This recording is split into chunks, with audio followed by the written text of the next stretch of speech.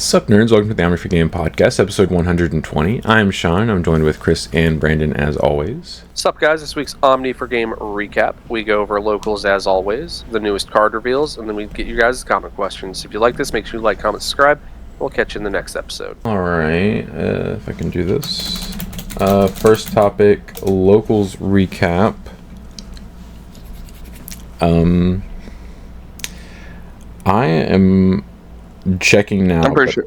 I can't remember. Pretty sure I'm going first. Well, it's either me or you, Sean. It is you, yeah. Okay.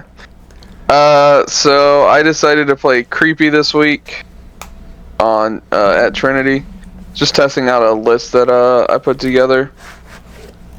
Round one I played against Dia. Game one, Todd kept a hand he really didn't want to. He was hoping to fix it, but it was a little bit slow. And I just saw I opened up so ideal. I'm talking like the whole just came together and worked. The nutter butter. I just went all the way up into Creepy, milled a bunch of his deck, hit him for like a bunch of damage, and just ended up winning that one pretty quick. It was the only time all night the deck actually worked. The only game. And then I proceeded to lose to him 2 games in a row because his deck started working.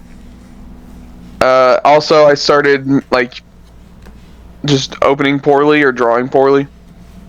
And then I played against a Medusa.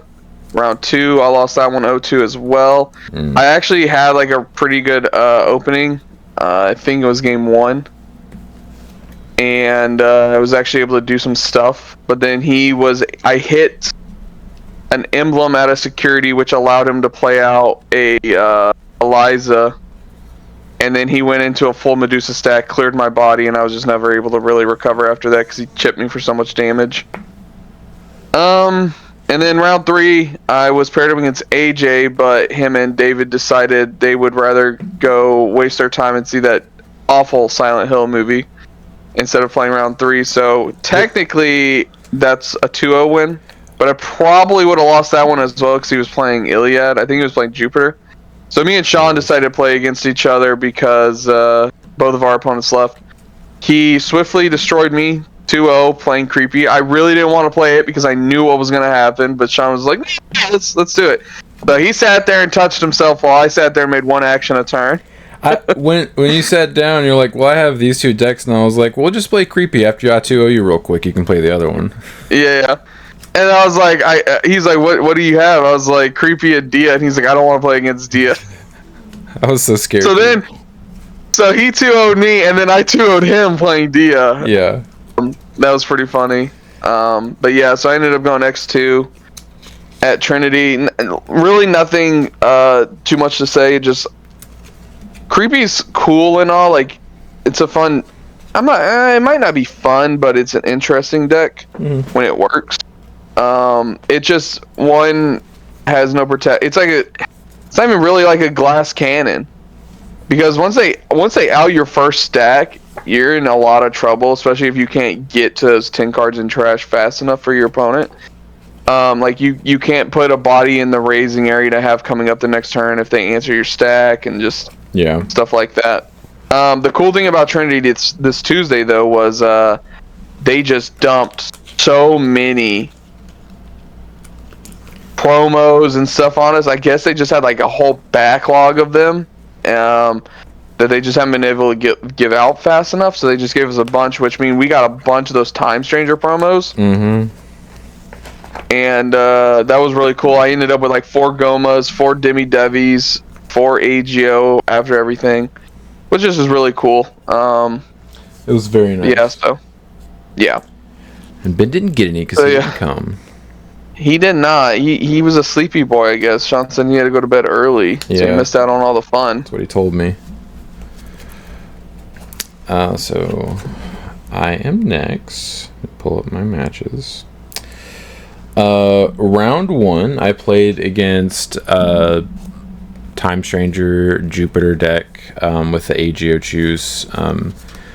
Will has asked every single day since he got at least one of them. I think he's had one since the pre-release. of the promo AGO choose. Every single tournament he's like, hey, are you guys cool if I use this? And he gets told no every time. And it's because I think it was BT21, I want to say. Yep. 1 week, everyone had their stuff. And everyone was like, yo, y'all cool if we just play this? Because, I mean, we have all the cards for it. And Will was like, no, I don't want to do that because I don't have a new deck built. And so ever since then, because he did that, he got told no to be able to illegally use the AGO Choose promo. It's really only Todd, because he really pissed off Todd that week doing that. He really, because I think Todd had to borrow at someone else's deck because the only decks he had were like new decks. Oh, yeah. Yup. So yeah, he gets told no every single time, but he does ask, LOL. So he wasn't able to play the promo AGO Choose, so he's playing like Sylphies and stuff. He was so salty about it that after Friday, last night, he literally, as soon as the tournament ended, said, "Ha! Well, now nobody can stop me now," and immediately put them in his deck. Yeah, I mean, that is true. They're legal now. Well, they'll be legal next time we were able to play, which is good for him, I guess. They'll be legal by the time you guys hear this podcast. Yes, they will. Tomorrow's the Thank you. 1st. Confirmation. Yes, I was like, what day is it? The 31st. Anyways, he's playing Jupiter. If they start strong and I start awkward and also don't play optimally into them and make poor choices because I'm kind of just not taking the matchup seriously, they win, and that's kind of what happened. Game 1, I made a risky play that I didn't have to do based on the circumstances, and because I did it and it didn't pay off, I lost the game immediately. Which was really unfortunate. And then game 2, I think I opened really bad, and I just couldn't do anything for a couple of turns. And he ended up 2-0ing me. It happens. Round 2, played against AJ, who was also playing a Jupiter deck. Go figure. Learned from my mistakes in round 1, and 2-0'd him pretty easily. Jupiter is cool because it has Omni protection, but it's only once per turn. So, you know, if you can go into a 1 Masty without passing turn, you can force it to proc, and then you can just Masty again passing turn if you have to, and you can just get rid of it. So I won that 2-0, and then I was paired against David. We literally already shuffled up, and he'd hatched and evoed and breeding when AJ was like, yo, you want to go see Chainsaw Man? And he's like, are you being for real? I'm not Chainsaw. And I was like, no, I want to play. And they got up and left, and I was like, dude, what the F? So wet. Where'd you even pull Chainsaw Man out from? I don't know. Oh, what was it? Oh, Silent Hill, my bad. Oh, hell, yeah. Same thing, something I don't care about. Whatever, my bad. I don't know. I think it's because it's you guys, and I think you guys also saw a Chainsaw Man movie at some point, and so it made me think that was months ago. I don't know. I guess that's how my brain works, I guess. I don't know. And you know what? Generational movie. Yeah. Yes. But if me and Chris had played in tournament, because he did play his Creepymon deck in tournament, I would have 2-0'd him very swiftly. Yes. Alright. I'm last. So I got 2nd place. Round 1, I got paired against AJ playing the Jupiter deck. I am playing the Marukimon OTK deck. Obviously, I like OTK decks, so that's immediately what I gravitated towards. Mm-hmm. So, game 1, he didn't see Jupiter before I just killed him. So it was pretty just wham, bam, thank you, ma'am. Game 2, I just OTK'd him while he was, like, low-end bricked. Like, he started his, like, game plan, but never got to it before I was just, like... I didn't full OTK, but I was just like, swing, swing, swing, swing, surprise swing, you're dead. Round 2, I played against Todd, playing Dia. Game 1 and 2, I was just able to OTK before he saw his line. Game 1, I did my normal OTK combo. Pretty easy, pretty self-explanatory. Game 2, I was able to set up like 3 in-between theaters, and then promoted with all the memory I had. So, and I just killed him. Because, you know, giving him 3 memory just to play an extra, like, option feels real good in that deck. Oh, let me pass turn by playing my searching rookie. Oh, hey, let me tap my tamer and play an option card too. Whoa. Especially if you have multiple of the tamer out, it's free. The deck's kind of wild with all the free value it gets. Not as broken as Hoodie in my opinion, but it is very strong. Yeah, I mean, there's obvious ways to play around it too. That's the thing. So you're playing some free stuff, but like the Dan and Cannon option or tamer, like you can only play those options if you give your opponent. Yep. Enough. Like Hoodie's like, I'm playing this for free. You don't get anything for this. It's a better designed archetype that still gives really good resources. It feels like what Hoodie should have been like a little bit more fair. Like it still does unfair stuff because like the way to counter it is to give them 5 memory, and it's just like that's a lot of memory. And not only that, you made it to where Jupiter could Digivolve for essentially free if they have low security. So it's like the balance is sort of there. Yeah. And then round 3, I played against Will, again playing the Jupiter deck, and I got O2'd. Game 1, I was missing my Sylphimon to just OTK combo him. I never saw the level 5, so I just died. I mean, what are you going to do there? And then game 2, he plopped Venus on the board, the old one. BT10. And he had Homeros set up, so I had to give him 5 memory to make sure it didn't restand so he couldn't redo the effect. And that was the turn where he was able to not OTK, but he was able to finish me off. Like I stopped his Venus from doing anything, but the stack that was promoting was able to do everything. I gave him a bunch of memory, and he had double Homeros, so he was realistically going to like 6 or 7 memory. 7 memory. Homeros always gains. I'm pretty sure you could have set him to 4 unless you're worried about his other stuff. Yeah. I ended up giving him 5. Okay. So yeah, he went up to the 7. Yeah, because Homeros gains memory first and then checks if you have 5 or more. Yeah, because he had a bunch of the Hirokos and Asunas out. Yeah. So I didn't want to just get like, here's a bunch of bodies. You know what's really good when he ever gets those set up is choking him to 1 and putting one of these on the field. Oh, telling him to eat that one. Yeah. Yep, so that was Trinity. I got second. Maruki OTK. Pretty solid deck. I can tell you what the pitfalls of the deck are immediately. Consistency. I think it lacks... No, I wouldn't... Actually, I would say it's actually... If you see the level 5, the rest of it is in multiples, so it's just seeing level 5. And you have so many cards to search it. But I would say its biggest downside is lack of removal. Oh yeah, because you said you're playing Neptune, right? Yeah, Neptune's in the deck and has okay removal. Is he like the only one in your deck that has removal? Maruki, kinda, but Maruki requires you to swing into them. That's not removal. Tell Green. No, yeah, that's not real removal. Go look at Green and see how good that is for them. Yeah. The best thing it can do is just suspend stuff, but that doesn't really matter. Yeah. If it suspended and stunned things, I think it would be better. Because then I could stun Tamers, and that would be pretty clutch. But, yeah, he just doesn't have any, like, hard removal in him. Neptune does, and I'm actually considering, like, maybe putting in 1-2 copies of Minerva. I think Minnie would actually be pretty good, because she gives the defense for blocker reboot. And D-Evo when she comes out, so... Are you playing Homeros? No. The Maruki OTK deck does not play Homeros. I gotcha. I think that's why you don't think Neptune is that good, because you can never double proc it. Yeah. When you can double and triple proc Neptune, it's pretty nasty. Yeah, that's pretty ridiculous, but there's just no space in this one particularly, because you are playing all the cards to get you to your OTK combo.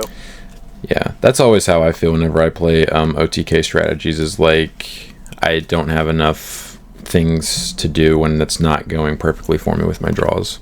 Yeah. Like, the thing is, this deck has a lot of play lines, a lot of options it can do. You play so many surprise swings that, like, your opponent always has to guess whether or not you're in lethal range. Because the Tama is a surprise swing. The Tamer is a surprise swing. The Sylphie's a surprise swing. Maruki's a surprise swing. Cyclone, surprise swing. Like, all of these cards can just hit the board and be like, I'm checking your security. Because there's actually a play that had I was nerfing myself because I didn't know this was legal. There is a play where if you have two of your Tamers that play bodies, Hiroko or Asuna, you can bottom deck and play two bodies, and if one of them is Gatomon, Gatomon is the exact same thing as Angemon and Ankylomon from the last set, where they automatically DNA, and Sylphimon, when DNAing, swings. Yep. Well, it's not even when DNAing, it's just when Digivolving, swings. Yeah. So at the start of turn, you can declare an attack, check 2, and then go into unsuspend phase and unsuspend, and then swing for 2 more. That is pretty cracked. So if I would have known that, I would have been killing people harder that night. But for some reason, my brain was just like, that's not how that works. Yeah. It's pretty interesting. Ben was wasn't doing that specifically to me when we were testing, but he would red tamer out the super Agio with an Inori on the field already, trigger the Agio to play another tamer, and then trigger Inori and Evo into Agio choose, and then unsuspend his Inori that he already triggered that turn. I'm like, that seems a little silly. That's pretty ridiculous. Yeah. So that's just one way to get 4 checks, just right there, if I happen to see that. But I'd have to have 2 tamers on. Yeah, you'd have to have 2 of them set up, so at that point. Yeah. But I'd had it multiple times. I could have done it. But I just didn't realize. I didn't see it. I didn't see the vision. That's what I think. There's a lot of potential with the Time Changer toolbox, and I think there's so many different lines you can take with it that I think it's just like people haven't figured it out yet. But I think it's probably going to be good whenever someone does figure out like an optimal list. Well, look at CS. CS, all it took was one archetype coming out that did too much stuff for free, and suddenly CS is a top tier strat. It just happened to be called Hoodie.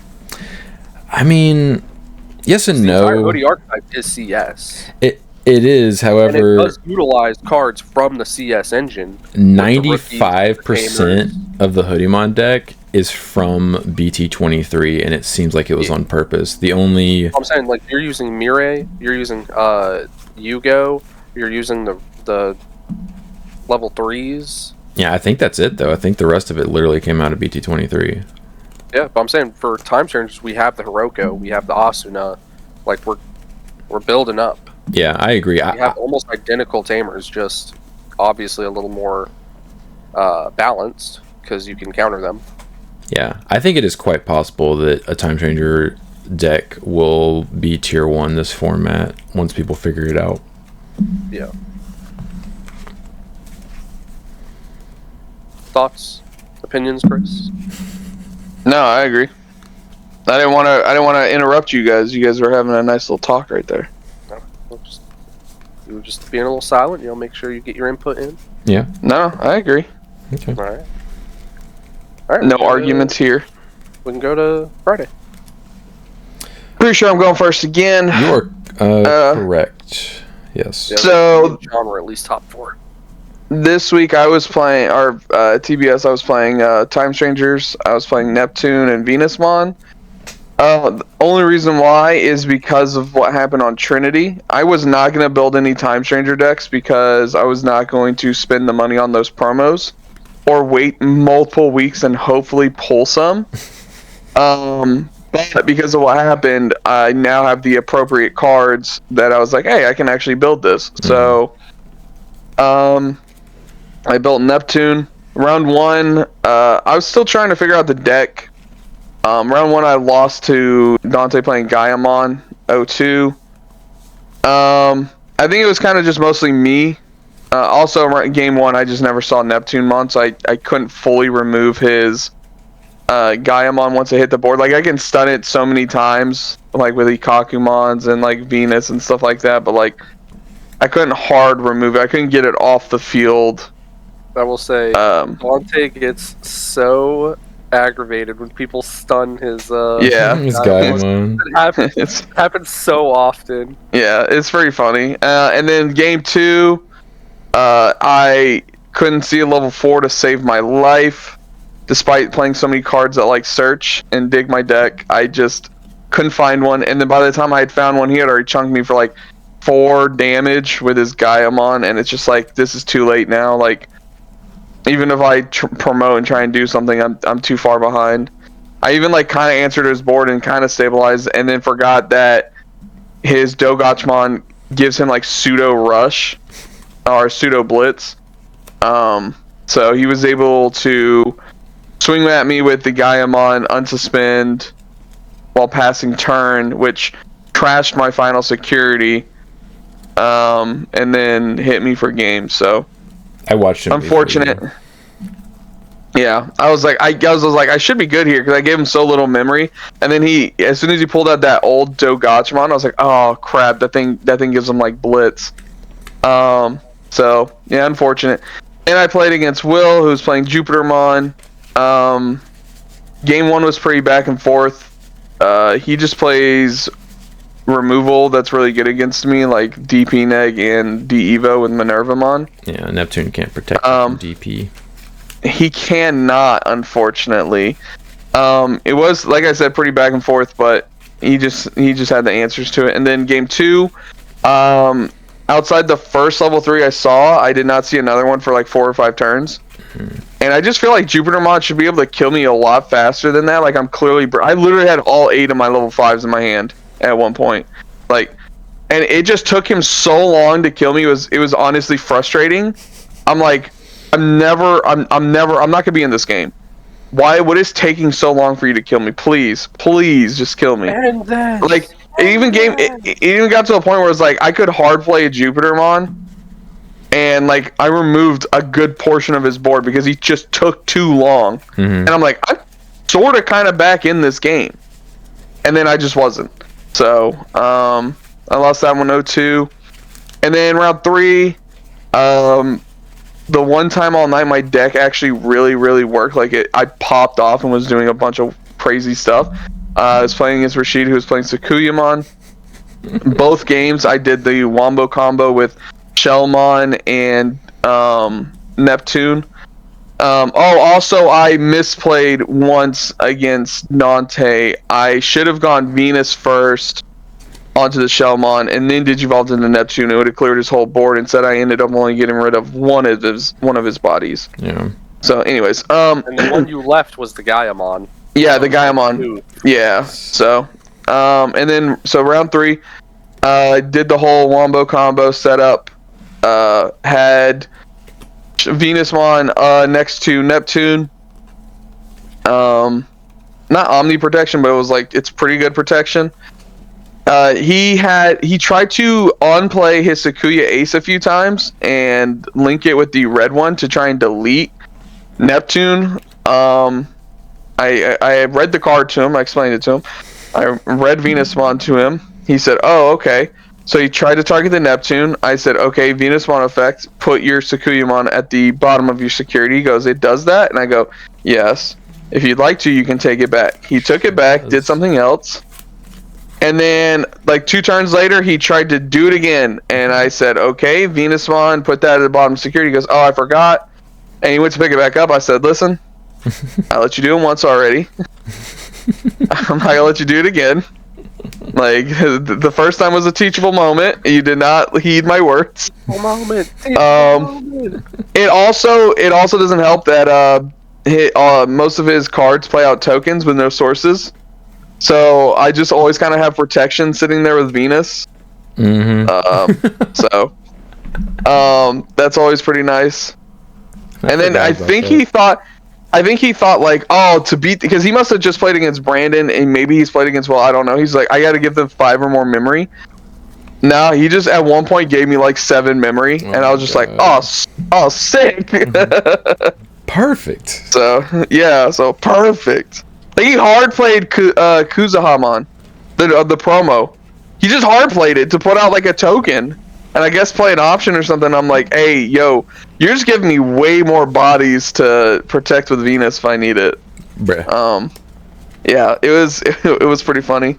Like, I played Minervamon for 7 memory keeping turn and de-evoed like his stack and just did a bunch of They all had reboot and block. It was hilarious. He was in the spin cycle. But no, the deck feels good. Definitely probably gonna make some changes to it though. But yeah, I enjoyed it. Nice. You gonna play it again, or are you gonna move on to something else already? No, I'm definitely gonna play it again. Nice. I will be going next. I got fourth. Speaking of changes, I actually did change my list. I cut out a couple copies of Gomamon and put in extra of the Time Stranger Warp Rookies. So I was playing 6 Warp Rookies and 5 Search Rookies. Those Warp Rookies are really good. Mm-hmm. Oh yeah, and I'll tell you what, it made the deck feel so much better. Yeah, being able to skip right up to your level 4 without paying any memory is really good. Being a DNA deck that goes into my 5 for free, and then all I need is a 3 memory to get to Maruki, and I'm kosher. So yeah, I did actually do a couple changes. I also put in 2 copies of Tidal Stream. That card's real good. Just letting me get, again, extra cheeky swings in that my opponent's not expecting. And it's also removal, which is nice. So first things first, I played against Ben, playing Mostamon. And my night started off real bad. So right off the rip, I can tell that Ben is like, not bricked, but he doesn't have an optimal hand. He has no Mires on the board, and he evos up into a Lady Devi, and he hard plays a Lady Devi, full cost, to make sure none of my cards work, right? And I'm like... Genius. Yeah, smart. I'm like, alright, cool.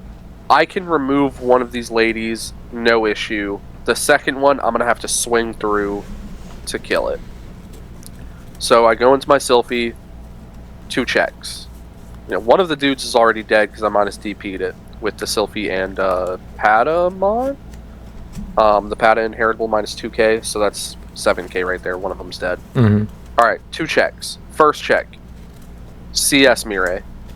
Ditch, draws. Second check. I remember you telling me this. Yep. Second check, 4 cost Mire. And I go, cool. This game's so over. Because I already knew the way he was playing the game, he had that ace in hand. And I knew, just because this is how it's going to go, he drew an Angelmon off this. Of course. Had to have. So I go, Maruki, attempt to swing through your Lady Dev, piercing, 2 checks. Anyway, ace, clear your board. Now all you have is a level 4 that does nothing, that your Sylphimon pooped out. Mm-hmm. And I lost on the spot. Because he now has a Mostamon on the board. And I gave him all the Tamers he could ever want. Because he has the 5 cost in his hand. Because of course he does. So I just lost on the spot. I literally, out loud, went, oh great, now you have the pieces to ace me. And I could tell Ben had a little bit of a reaction. I was like, yeah, okay. But I have no way to stop you now from Mostamoning during your turn because of the cards I have given you. Mm-hmm. So I just need to be aggro and try to out it now because I already knew he had CS in hand because he searched it with Gato. So yeah, over. Game 2, I then proceeded to not see a single rookie until the turn he lethaled me. So like right before I drew, like I got 1 turn before he lethaled me. I drew and it was the rookie. And I was like, yep, okay. Like it's Chover, man. It's Chover. Yeah. I played 2 Hirokos, an in-between theater. I even had to hard play 2 level 4s and then DNA them to a Sylphie, and I just was not drawing any level, or I wasn't drawing or searching any level 3s. So they were deep in my deck. So yeah, did not start off very well. And then round 2, I got even more aggravated because I was playing against Rashid, playing Sakuya, and game 1 and game 2, I hit double as the first 2 checks. Double blue plug-in, which stuns a card, Okay. and then adds it to his hand. And then he can then use it during his turn to stun my card again. So he stunned my Marukimon for 4 turns during game 1 and game 2. Now game 1, I ran out of gas and he was just eventually able to kill me. Game 2, I was like, I don't give a damn. You stun my Maruki all you want, I'm killing you. And I eventually got through and I killed him.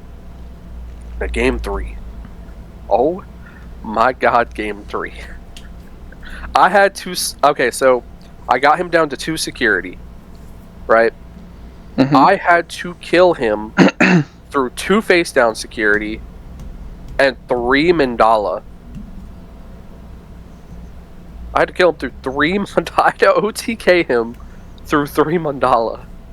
I was not having a good time, but I won. I got there in the end. Yeah, every time because me and Rashid ended up playing up front because for some reason after round 2, after you guys played, who did you play? Who did you play round 3? Will. Well, okay, so Rashid walked all the way up front, and I can just tell Brandon's like attitude. So I'd walked up front, and I just saw you playing Rashid, and I'm like this. I keep looking around the corner, and I can't tell because I'm like, is he winning or losing? Because last I saw you were like losing, and I'm like, oh no, if he loses this, he's gonna flip the table. So I kept looking around the corner. I couldn't tell by your facial expressions. Throughout the entire course of the tournament, because obviously I keep tracking my notes, I hit 10 options out of security in the entirety of the tournament. It wasn't just in that game, but hitting 4 of the blue plug-in as the first 2 checks both times, tilting. Absolutely tilting.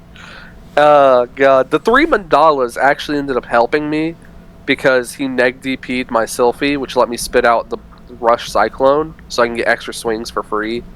But good lord. Eventually killed him through all the mandalas. Round 3, like I said, played against Will. He's still playing Jupiter, and I got this one 2-1. Game 1, I was just able to rush him down before Jupiter even hit the board. I didn't do full OTK combo, because I never had the memory to do it, but I was clearing his board, making sure he never had anything, and then also, he just never saw the Jupiter, so I killed him. Game 2, I hit the tidal stream out of security, and it stopped me from lethaling him. It basically just stopped me in my place. Because again, the Sylphie just spits out 1 body, and then I still lost my entire stack. So he does, I just lost tempo and kind of stalled out from there, and he was just able to kill me. And then game 3, I was able to swarm the board with 4 bodies, and then it was so funny. I DNA'd into Sylphie with 1 of them, or 2 of them. And, no, it was only 1 of them, because I had to hard evo into it earlier in the game, and he never touched it. So I swung with the Sylphie, it checked a Mega, and the card that was underneath Sylphie was Cyclone. So I literally just got an extra swing for free. It's so good. Oh, you're gonna. It's so good. Play a Rush, dude. It's so good. Yep. I do end up killing him, and all is good. I actually did have to play around his Venus that game. I never outed it, but after the turn he had used it, I just gave him extra memory to where he couldn't reuse it with a Homeros, and all was good. Yeah. So I just ignored it from there on out. I'm going next. I played Mastamon yet again. I have made a bunch of changes to my list this week through just like testing and stuff, just trying to figure out what I want to do. Round 1, played against Will playing Jupiter. Game 1, I opened up way better than him. Got rid of his only tame Reapit on the field on the previous turn, and then it was smooth sailing from there, basically. Game 2, I opened up pretty awkwardly, and if he had had a better hand, it would have been much worse for me. And I kept having like these awkward turns where, like, in order to Mastermon him, I had to hard drop one of the level 5s that doesn't reduce its play cost. So I'd have to give him like 6+ memory in order to Mastermon him, which doesn't feel the worst versus that deck because it does shut off like most of his stuff, which is cool. But still, Right. like, I would rather not have to do that if I don't have to. And I had to do that like 2 or 3 turns in a row, I think. And I eventually won that game too. Over the course of both games, his searches, like, it revealed out of his deck, his security, everything, I never saw any of his Jupiters, and neither did he. It was like he wasn't playing them. Which Must be nice. yeah, I mean, that Jupiter is annoying for me. Like, he can out one of my Mastermons, but it's not the end of the world for me. Like, I'd probably rather see Jupiter than Neptune, honestly. Yeah. For me, the Jupiter just elongates the game because he gets to recover. Yeah. That's the biggest downside for me. Mm-hmm. Oh man, I gotta swing through more security? Come on. Yep. And then round 2, got paired against Ben, which I was sad about because I don't like playing the mirror. And it really comes down to a lot of RNG. It was so funny. I looked over. They did the dice roll. Sean lost the die roll. No, I won the die roll. No, you won. You won the die roll, and you picked him up. You said, you looked at me. You go, I hate you. I win the die roll so much versus him when he's playing Mastodon, and I'm like, why? Remember, Sean, when you high roll in that matchup, you technically lost the die roll. Correct. That is that's step 1 in increasing your win rate in the Mastermon mirror is RNG specific. You have to lose the die roll. Yep. I go first. Honestly, I'm not even going to get into specifics, but basically I lost, and game 2, I got to go second, which was cool, and then I drew a really bad hand, and he had a good going first hand, which is unfortunate. And then I lost that game too. It was surprising to lose, but honestly, the biggest difference in both games was a rookie that he had put in his deck for this week that he had talked crap to me about putting in my deck in my previous list and saying it's unnecessary. And it was literally the difference in him winning and losing. I'm pretty sure both games because he was playing it. Of course. Yeah. And this week I had cut that rookie from my list, so I didn't have access to it. It's unfortunate. Badge. Yeah. So I ended up losing. And then round 3, played against Todd, who was playing Digimon. And this was after last week and Tuesday, I guess, where he super thrashed me last Friday, and then Chris also 2-0'd me very quickly with Dia on Tuesday. So I was in a knockout tournament to win 3 Alt-Art Jupiters this week, and I made it to round 4, which was the finals, and I knew I was going to be playing against Dia, and I was terrified of the matchup after losing 0-4 the only 2 matches I played against it since it's got the 2 cards from the set. And so me and Ben, the day that I was going to play the finals that night, I think this was Thursday? Yeah, it was Thursday.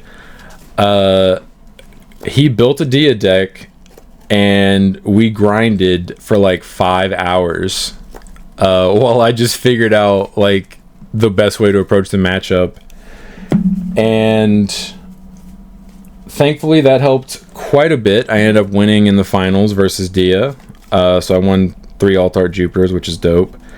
And it also made me way more comfortable in the matchup to where I'm not like terrified of it anymore. And I know exactly what to do in every situation now, which is really important in matchups like that, where it's not just like free and you don't have to read your opponent's cards. Very much like Angels back in the day when you know your opponent has access to the D-Evo. Yep. It really changes the way you have to play. Yeah, you can't just like not bother reading any of their cards and just be like, you can't win this. I don't have to look at your stuff. Yep. So played Todd, and I ended up winning 2-0. Pillowmon is a really good card, and Todd is not playing the same. So Ben like net decked a guy, and then made a couple of changes while we were testing to improve it a little bit. And his deck was playing way more outs to this card. Yep. You have to. Yeah. You're going to play EX6 Kurisarimon. You have to. Yeah, that's the pop of 4 cost or 5 cost or lower. Yep. Or whatever. Yeah. Yeah. Ben, I think, was playing 3 or 4 of that. Todd's playing 0 numbers of that Kurisari. So his only out to this is his Infirmon that pops stuff. But that means he's not going into the Warp Infirmon that evos for free if you pop a token. I'm assuming he has one on the field. And I kept spamming this, and he struggled to play through it, and he'd have to like search for the... I think he was playing 4 of those Infirmons in his list, but he'd have to find it in order to out it, otherwise he literally couldn't play the game. And that helped significantly. And ended up winning at 2-0. Oh man, game 1.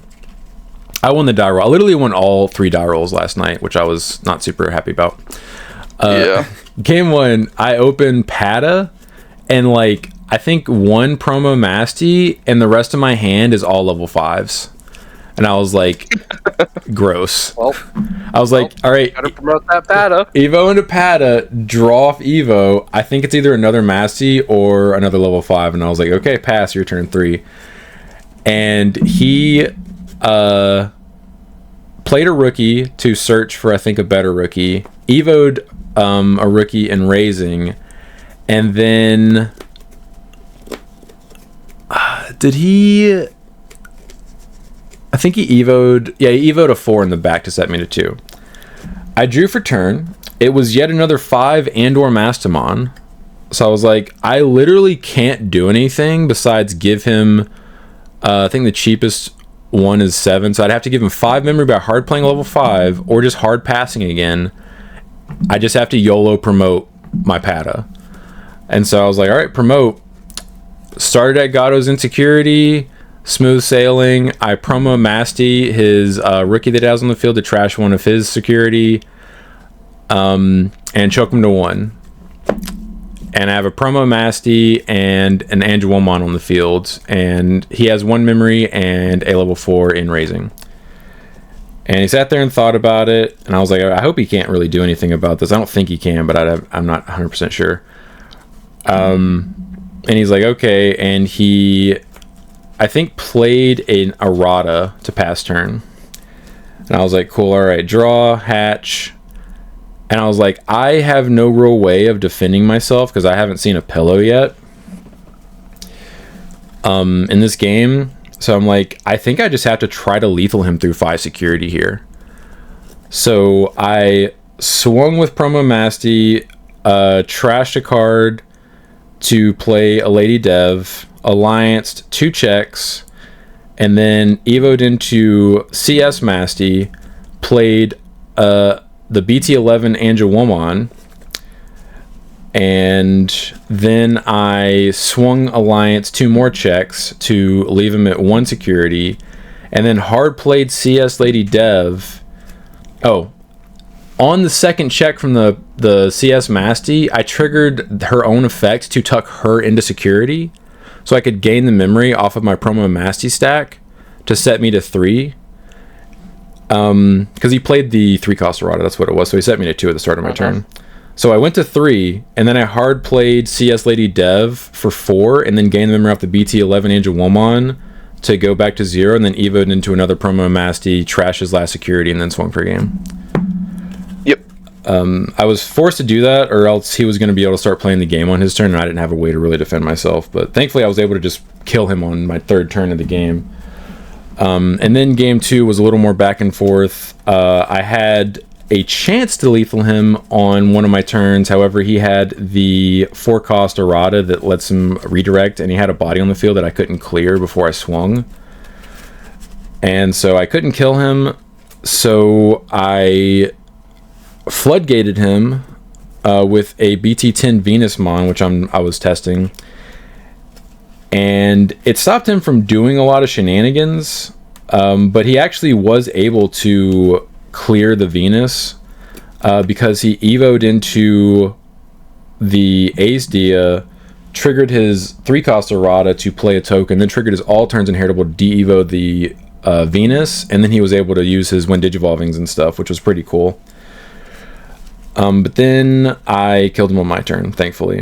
But yeah, it was an interesting match, but thankfully through the 5 hours of grinding versus Ben's Dia list, I was a lot more comfortable in the matchup. And I came in second thanks to tiebreakers. Ben ended up coming in first. And now you're getting Jupitermons. Yep. So excited. Yeah, you got second by 0.1%. As soon as Will heard that you won those Jupiters, he was like, "How much you selling your Jupiters for? How much you selling your Jupiters for?" Yeah, we'll see.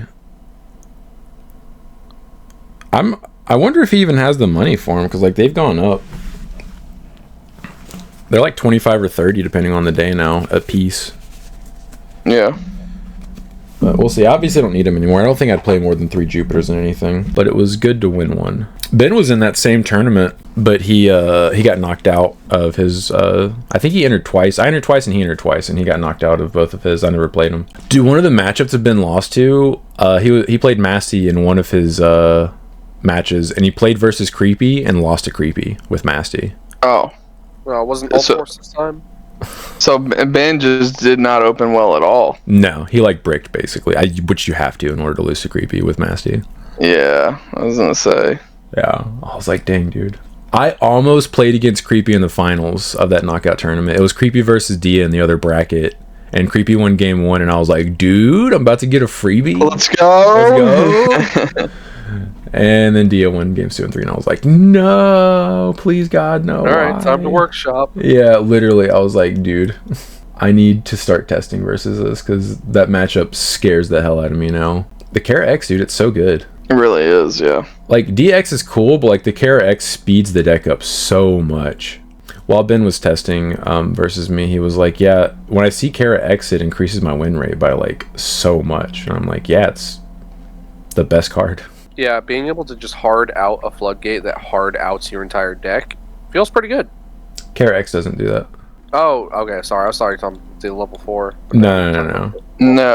Kara X is the one that generates a token when moving or when digivolving, which lets you abuse the Dia that lets you pop a token to Evo for free into Dia. Pretty free. Real strong. You go infer into it, and then you're like, hey, Dia's here.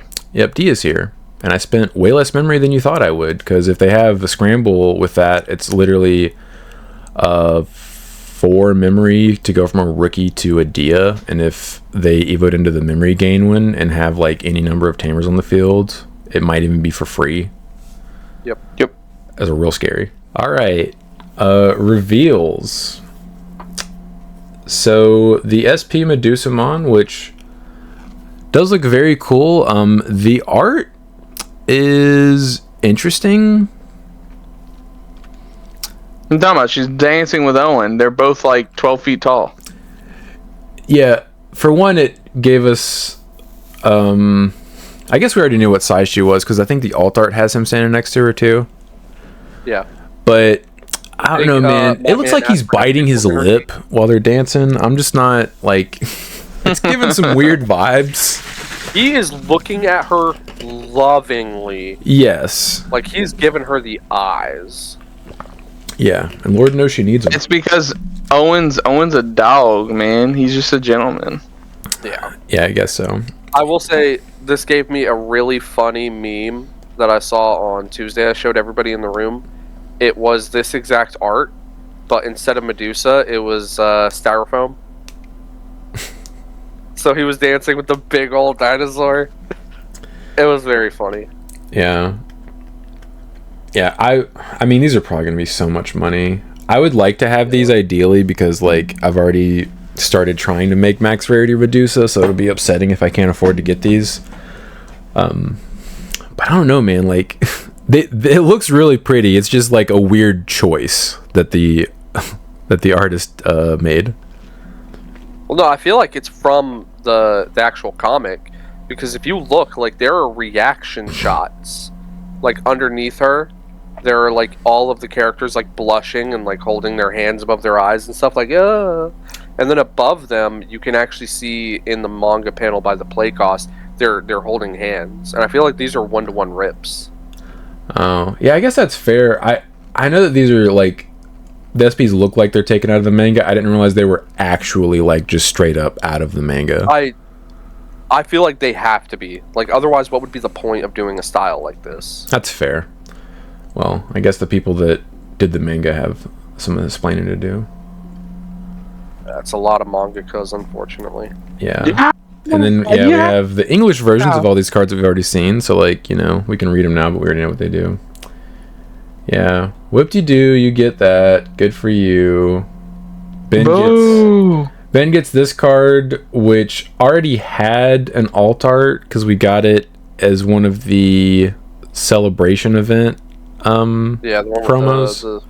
The floral panel around it. Yeah, this is the best rookie in the deck. Panel? Oh yeah, yeah. This is the best rookie in the deck. You routinely add 2 cards off this. It's pretty rare not to add 2 cards off this. So I mean, Ben's not going to get these though because he doesn't like to get SPs and stuff. Yeah. Boo. And then we have SP Cinderella. She looks interesting. She's ginormous compared to Medusa. Yeah. Arisa is like sitting on her shoulder. Arisa is just small. Real tiny. Oh, yeah. Yeah. She's the same size as Shumon. Arisa's only 6 inches tall. We just never knew. Yeah, exactly. Because, like, if you look... God, this is going to be a really weird sentence to say. Right beneath Cinderel's booty, you can see Shumon, like, gawking over some like, Cinderella-style shoes. It also looks like Arisa is staring at her ass. Yeah, fair. Yep. No, she 100% is. She's just, like, looking into it like she's mesmerized by it. Yeah. Oh, man. Well, we're never going to see that because Ben's not going to buy those. Then we have Hanimon. Like, one of us could pull it, you never know. Yeah, that's the only way we're ever going to see them at locals is if somebody pulls one. Sonorizamon. Closest barefoot in this for some reason, giving out the feet for free. Shoes on. Yeah, for real, dude. Then we have Pyramidimon. Like, I like that they're showing us the texture, but it's really hard to tell what the hell's going on in those those pictures. Yeah. Yeah. It's like they're putting it in a lighting condition to where you can see the coloring of the foil. Yeah, and you can also see like the texturing and stuff, but like as far as like actually being able to tell what the hell is going on in the art, it's not ideal. But I prefer them to do this rather than just not be able to tell what the texture is.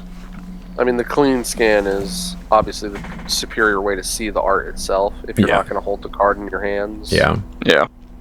Why do I get the feeling Close has the most like sad, tragic backstory ever, and like Pyramid is just like, I'm just a pyramid. I mean, she's a goth chick, 100%, dude. She wears all black. Has no shoes. No shoes. For some reason, she wears no shoes. Yeah. She got filled with sand between her toes. Well, dude, her and Anakin would be enemies. Yes, they would. He doesn't like sand. Yeah, her boss monster is his worst nightmare. Yep. Espimon with the tamer that also looks like a Digimon. I'm 95% sure he's just an NPC. He looks like it. But I'm pretty sure he's just an NPC. It's either that or he's a Power Ranger, because like that is. Then we have Sangomon. Cool. And then we actually this is the one we had already seen. Yeah, we actually saw this like a couple months ago. Yeah, still looks cool. Yeah, because we saw the SP and the alt art before we saw the original art of the review. Yeah. Josh said he potentially might get these, depending on how much they are. So, like, there's a possibility we'll see those at locals, but we don't know. Nice, nice. Then we got Frigimon and his lady. Machinamon. Those are probably going to be expensive, even though that deck sucks. Or even if that deck sucks, I should say. We don't know yet for sure. We got the Zephiga. Where's... Oh, I guess it's... Oh, there he is. I was like, where's the tamer at? But he's on the shoulder. Yeah, he's like holding on for life. Again. Zephyr big AF. Yes, Medusa is so tiny, dude. Shoto is just 6 inches tall. Yeah. Or Owen is 30 feet tall. Exactly. Yeah. Terramon. Then we finally got the level 7 for Zephyr deck. Yeah. It's pretty good. These are the 2 stars of them. They have matching arts. That's pretty cool. Yeah, that sort of thing. Yeah, I don't think I'd play these versions. I would definitely, if I had them, like pair them up and like in the binder like this, like collect them like this. I'd probably rather play the alt arts for these 2 cards. I like the alt arts. Really? Yeah, I mean, it's just because like I don't know. I mean, you're entitled to your opinion. I know, I like both arts. I was just like, these seem to me more like collectors. You gotta flex on the nerds, dude. Yeah. Well, obviously, yeah, I was gonna say, yeah, I'm gonna play both of them in a deck. I'll figure it out. Yeah. And you put them on the field, and you're like, now Kith. Obviously, if I had 4 copies of them, yeah, I would play them. But okay, that's what I'm talking. The alt arts would be a little bit easier to get a hold of. Obviously, yeah. The alt art does look nice, but I think that 2 star is gonna look pretty sick in person. Yeah. Oh, agreed. Yeah, he's like some kind of dragon or something. Oh, bird dragon. There it is, right there, dude. Yeah. Just like medieval. Dude, imagine we were still getting like 2 stars and SPs that looked like back in like BT17. God, I'm so glad they look beautiful. Oh yeah, when they're making them all in color. Remember the Takamikizuchi? That thing was so unintelligible with what it even looked like. Oh, because of all the gold foiling. Yeah, I remember that. Yeah. The Omni Ace, it's just pure white. The Crimson is pure red. Yeah. Like, these cards are legitimately beautiful. Yes, I am glad that they. Yeah, AJ bought that Crimson. He brought one. Yeah. And we were all looking at it. You were like, "What the hell's going on in this card?" Yeah, I was like, "Yeah, this confirms my theory that I definitely would prefer to play the alt art." Unless I was just trying to flex on people and had them, I would not want to play that version just because like you can't tell what the hell's going on in the picture. Yeah. The shine is just solid yellow. Mm-hmm. Alright, we're not going to read it? I mean, we are. I was just taking a look and seeing what other things they had. It's going to cause so many problems. We've already been talking about it. All right, so let's go ahead and read Vortexdramon. So he does warp on top of the 5 if you have the Tamer in play, like all of the other Liberator 7s, to be expected. Piercing Vortex Blocker. When digivolving / when attacking, not once per turn, you may suspend one Digimon. If this effect suspended your Digimon until your opponent's turn ends, their Digimon effects don't affect this Digimon, and it gets 6,000 DP. All turns once per turn. When any Digimon suspend, this Digimon may unsuspend. Then this Digimon may battle one of your opponent's Digimon. That last sentence has sent people in a frenzy. Yeah, that all turns had us in the group chat discussing it, and me and Ben theorizing, and Ben was like pulling up the rules manual and sending screenshots before they were updated with this. Yeah, like a couple days later they came out with like a Q&A, which honestly isn't really that clarifying, but thankfully we were able to figure out most of it ourselves.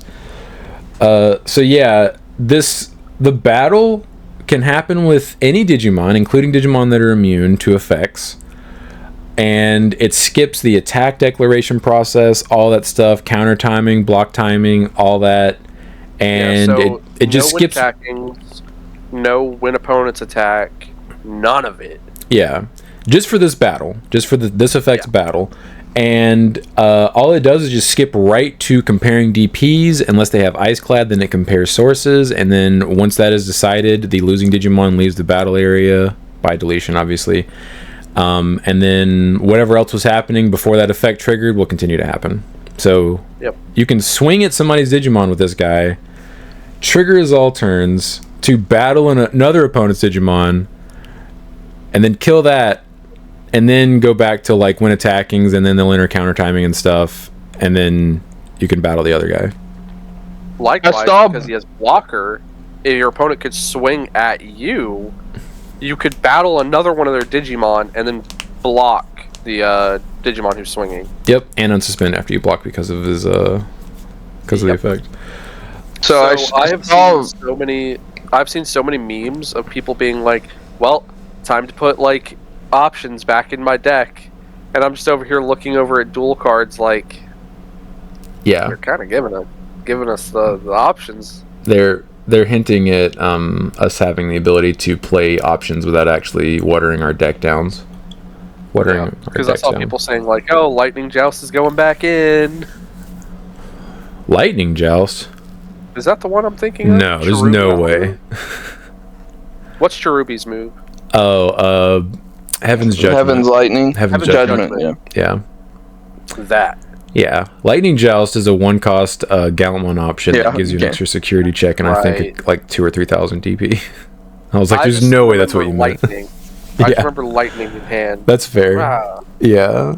Heaven's Judgment. There's some other stuff, but honestly, like, playing options sucks because you really only want them in security. Even when you have them in your hand and you out an opponent's boss monster, most of them are so expensive.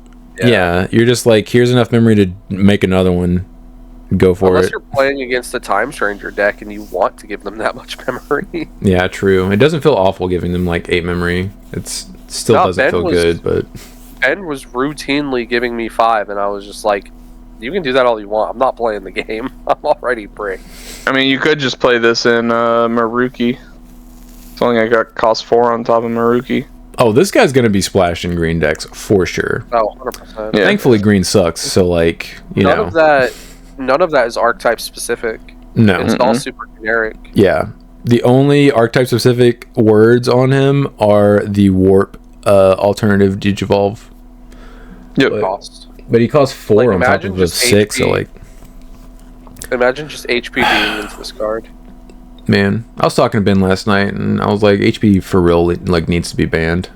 Especially now that like if this deck's gonna be tier 1, it's going to bring in even more people that don't realize HPD needs to be banned because they haven't really experienced, like, besides Hoodie recently. Hard losing to it, yeah. You know, that people haven't experienced my opponent saw HPD, I lost the game because of it. Yeah. I mean, it's been a thing since the card released. Like, whether it was Imperial, whether it was Bloomlord, there will always be a green deck just ready to just poop on you because they saw the 1-of. Yeah, it's such an extremely unfair and poorly designed card. I don't know why they leave it at 1. So Ben sent a message talking about piercing. Mm-hmm. And he said, if the attacked player, it's the attacked player, not the attacked Digimon. So if you attacked a Digimon but didn't delete it, but battled another Digimon and deleted it, you still pierce as you attacked. I don't. So is that how that works? I don't know if that's correct. Because that's word for word what his message said. Because I'm assuming piercing, don't you have to delete the Digimon to the one you're attacking, not the one you're battling. Right? The way that piercing is worded, I don't know if that's 100% correct, but I thought that they clarified that in the Q&A, and because I thought piercing you had to delete the Digimon to kill it, right? Not delete it, but you have to win the battle, I think is how it's worded, but I haven't read like the piercing breakdown in a while. Okay. I clicked the wrong one. I'm gonna go back to the Q&A. Yeah, people are already fiending about this card. It's gonna cause issues. There's no question. Yeah, people are not gonna understand. I found it. No, he was right. Yeah, that actually is in one of the Q&As. Okay, yeah. So, but it has to be you swinging. Like, you can't block and then battle somebody. You don't get piercing then. Correct, yeah. You have to have declared an attack with the Digimon that deleted an opponent's Digimon in battle. So like Okay. you can swing with this, add a Digimon, and then battle a different Digimon on your opponent's side of the field, delete it, and then even if you don't delete the Digimon you initially declared the attack on, you still trigger piercing before end of attack. Because you met all of the prereqs for the piercing keyword. Gotcha. Oh, also, I did find the meme for anybody who is interested. I don't know if you can see it because my screen is so tiny, but it is Owen Dancing with the styrofoam. yeah. So, very funny.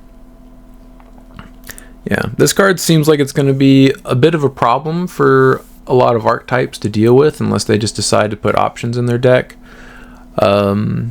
He's routinely going to be 20,000 plus and immune to Digimon effects and be like, come at me, bro. Yeah, like, people are like, oh man, Alter S, so broken. What does Alter S do against this dude? It is. Nothing. Alter S is broken.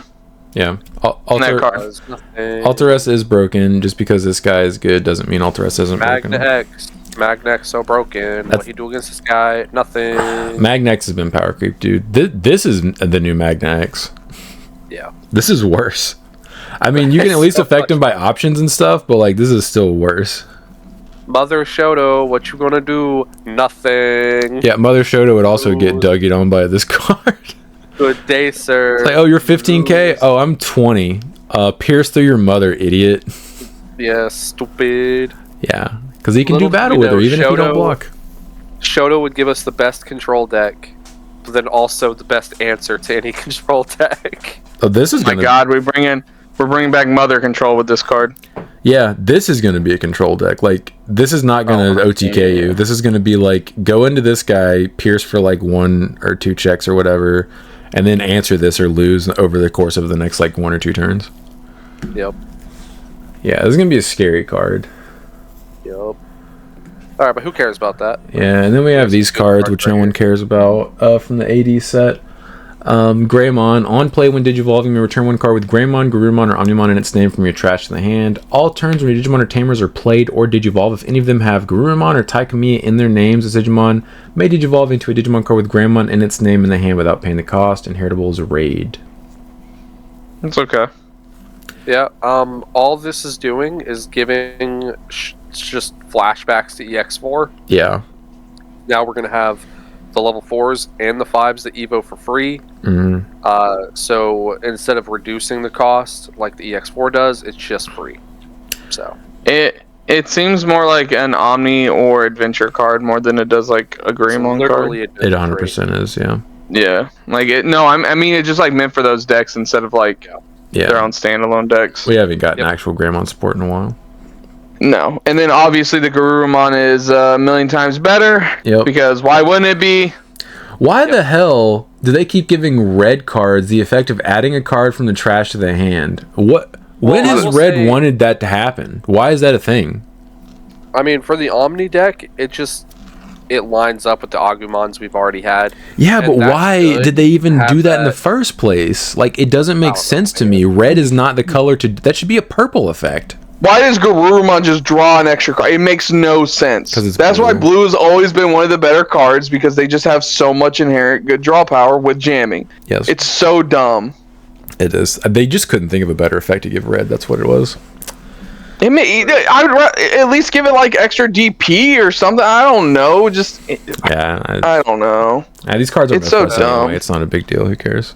Yeah, as far as like the Greymon is concerned, it being a on play when Digivolving is actually important, because the problem with the Agumon is you have to start a main or you have to play it, whereas with this one you could just have any rookie on the board and just Evo and recycle a piece. Yeah.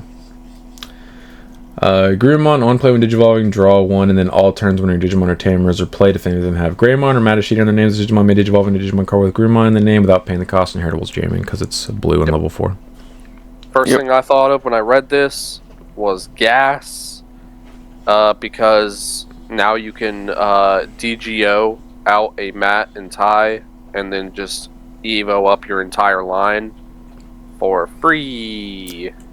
Yeah, and I guess this Greymon gave you another way to recycle the one of. No, you probably wouldn't play that. I'm gonna be real. It's bad.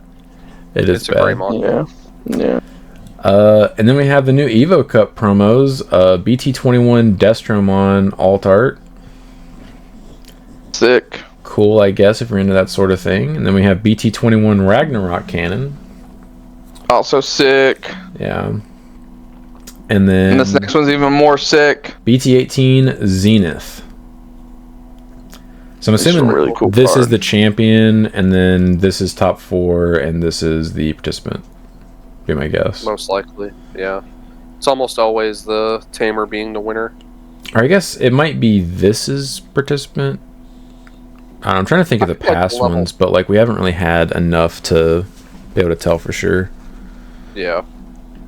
And then I feel like the Digimon would be the participation personally, but yeah. Then we have more 81 reveals. We have the Vmon and the Wormmon from BT12 because those are still the best rookies to play in that deck, and they're like, this one is pretty cheap because it got reprinted, but the Wormmon has not, and the Wormmon's like, whenever that deck's popular, they push a couple bucks, I think, because it's an uncommon. I will say I saw a post not too long ago that broke down the actual rarity distribution of AD1, Mm-hmm. and there are 92 listed alt arts. The hell? Jesus. So these gold borders, which the official announcement did show the regular border and the alt art border. Yeah. So I have a feeling you're going to have a very large allotment of these gold border cards. Like maybe any of them could just be a gold border. Like obviously we still don't know for sure, Yeah. but it's a thing. I wonder if it's going to be like one per pack. This gold border. That would be sick. That would be sick. It would incentivize people to buy the set if they don't need anything. Mm-hmm. Okay, I found it. So there's 196 cards or card types, you know, as they say. This is a big ass It's set, 20 dude. Yeah. Yep. It's 25 brand new cards, which Okay. we've already seen a couple of, the Greymon and Garurumon. Yeah. 171 reprints. Every booster pack will contain 12 cards. One box is 24 packs. And then the rarity breakdown. There's 35 common, 29 uncommon, 56 rares, 39 super rares, 14 secret rares, 23 promos. Alt arts will be 92 SP3. So I have a feeling it's going to be a couple commons, a couple uncommons, a couple rares, and then like a super, or a super and a secret. Like that could be your pack breakdown. It needs to be something like that, because if they do it the same way they did RB1, it is going it's gonna to be so be bad. awful. Yeah. Yep. Because I remember RB1 also had a dedicated promo slot in their pack, right? I think so, yeah. And 9 times out of 10, it was just memory boost. Yeah, which actually wasn't a bad thing, because memory boosts were like creeping up in cost. Yeah. Like it was good that they had a bunch of memory boosts in those, but the overall distribution of the cards was just awful with the packs, because like you would buy I would open an entire box and maybe pull one of the either reprint rares or the rares out of RB1. Like Monzimon was like a $20 card because it was a rare and you weren't even guaranteed one in a box. Yeah. So I'm trying to like break it down in my head. Yeah. I'm thinking it would be 4 commons, 2 or 3 uncommons, maybe 2, and then 2 rares, 2 promos, and then a super and a super slot that could also potentially be a secret. Yeah. That's the only way I can think about it, because the fact that this set has more super rares in it than commons in it is crazy.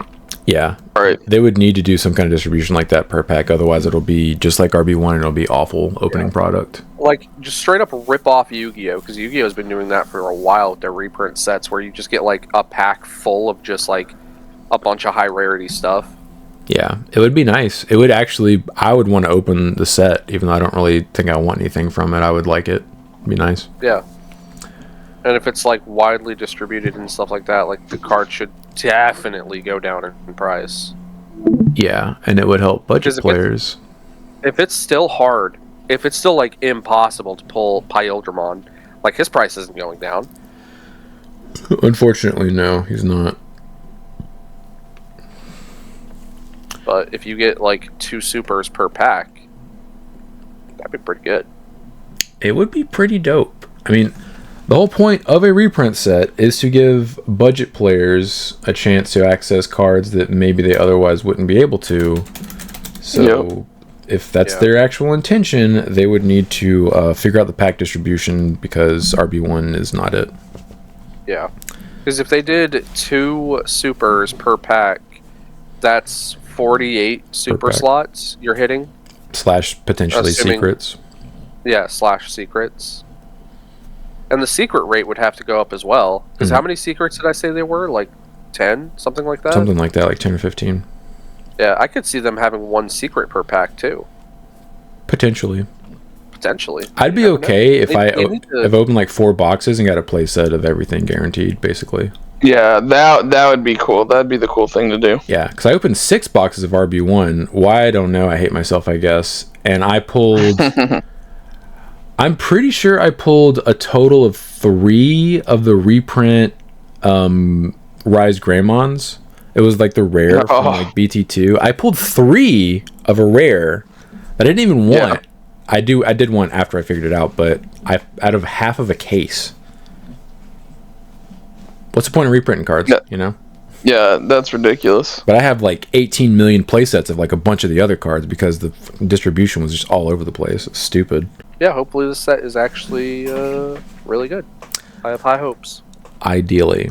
All right, comments. IDBW1274. Oh boy, more arcade support. I can't wait for people to complain about seeing the deck and not tech for it, even though if your deck loses to it, you then should. Oh man, what happened to that guy's comment? It's gone. I was like, wait, hold on. What? This is not the first comment. There was a comment from literally 30 seconds ago, so I pulled this up so I could read them along with you. And the dude went off on you saying HPD is the reason why green is bad. He was not having it. I don't know where it went. Really? Dang it. Yeah, it's gone. Commented and deleted. Yep. Well, I never even got a notification about that if he had like just posted it. I mean, I dude, because we just went from 45 comments to 44. Huh. Anyways, yeah, he was not happy that we're saying that HPD is the reason why green's bad. He didn't appreciate that. It was a pretty long comment too. I didn't read it all. That's just the stick of what I got from it. Sounds like somebody wants HPD at 4. His name was Not a Fan. Gone now. Huh. Anyways, yeah. I was like, Sean's gonna love reading this. He's gonna go off on how HPD is the reason, and then you started reading. I was like, wait, that's not the first one. Damn, I wish we could have read that. I would have liked to have laughed at that. He also went on to say, hopefully when support comes out, people won't be too angry because like half the Liberator decks eat RK alive, but we will see. Yeah, like people lose to decks and then they refuse to adjust their decks to account for the fact that they have a bad matchup into something, and they're just like, they just cry. That's their solution. But guys, I can't deal with Mother Shoto. Please ban. Yeah, then do something different with your deck. There are adjustments you can make, or if it's a popular deck, you just have to accept that you can't play your deck and expect to win unless you just dodge that matchup completely. Yeah, sometimes there are just hard counters in the meta. It just happens. Yeah, like Sean, I know he loves Angels. He was so hyped for Angels, and then Hoodie came out, and it was like, can't play it anymore. Yeah, literally can't play Angels because if I play against Hoodie, I just lose. Yep. What I mean with the Dynamon emblem is if we are going to have the egg that lets you evo and swing, then the Tyrannomon should play Tamer when you swing to play into how Dynamon wants to do. You can swing, play any of the Ryotaro, use the emblem to go into Metal Tyranno, then egg to evo into Dino. This way you're not hoping to draw the right Ryotaro or Tyranno X. You have way more ways to EVO up the line. Agreed. Yeah. It's going to be so good. It's Well, going to be so good. He's saying it should have done it also on the swing, so you didn't have to... Oh. Gotcha. Yeah. Because it would trigger the emblem on the swing. Right. No, that's fair. RDD48. Oh yeah, the Shine working on Shine was more on he can Evo for 3 on Rise, not like the Adventure Aces, which gives me hope that the Data or Dats Geo Gray can play Marcus or Dats Tamer if you have 1 or less. That's fair. Yeah, I think the Geo Gray will do that. It'll play Marcus in name or a Tamer with that trait, yeah. Yeah, it'll be nice to get another Geo Gray that plays Marcus and one that has the 1 or fewer Tamer stipulation, because the BT12 is kind of unplayable because you don't want to play your only stack out in the battle area just to play a Tamer for free. Yeah. I mean, it's cool that they're doing that. However, yeah, obviously that Shine doesn't really work in Shine. Venomous Monarch 2447. I'm participating in my first regional in April, and I'm wondering if y'all have any advice on preparing and or actually competing in an event of this size for the first time. Oh god, workshop. Try to figure out what is the best deck and format. Either play it or know how to beat it. If you can find out what's the most represented deck and you know you have a good matchup into it, that's like first and foremost. Is just figure out what you're playing. Bring a jacket. Yes. In case you're like Sean. I will be bringing a hoodie to Nationals because I don't want what happened in Orlando to happen again, where I have to spend almost $100 on a hoodie just so I'm not freezing my balls off for several hours. Get plenty of rest, figure out your route to the venue, leave with plenty of time, arrive with plenty of time, eat properly beforehand and during. And water, hydrate. Yeah. And then just like Brandon said, just know matchups and stuff like that. Just try and know as much as you can. Yeah, practice versus the most popular decks that you expect to encounter so you understand the matchup and what you need to do in every situation. Yeah, Sean's a good example because like we were just saying earlier in this podcast, he thought Dia was the boogeyman of his deck, and he workshopped it so much he beat it in the big event and got his 3 Jupiter. Mm-hmm. So. And then I beat it again at Locals. Yep. After getting it's not always absolutely thrashed. Yeah, it's not always an auto lose if you understand exactly the minutia of a deck and how it operates. Mm-hmm. Yeah, because I knew if I understood the lines of play that I should have taken, it wouldn't have been such a terrible beating. The 2 matches that I did get thrashed by Dia, but I just didn't know which lines to take because I just didn't play the matchup enough. But yeah, you just grind matchups until you get it, and you know exactly what to do in every situation, so you have way less to actually think about while you're playing over the course of a tournament because you already know what you should do, so you don't have to like figure it out in the moment. And that also frees up mental energy, so you're not like worn out mentally by like the last round because you're just like, oh, this is all like I just know how to do this. I don't have to like think about it. Try not just to be nervous. That also helps. Yeah, I'm not sure how to tell someone how to alleviate nervousness. I would just say don't think about it, but it doesn't really work like that, I don't think, for people. Yeah, just try and be comfortable. Yeah, just understand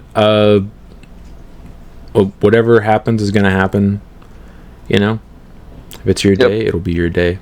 Nothing to really... There's no reason to worry about it.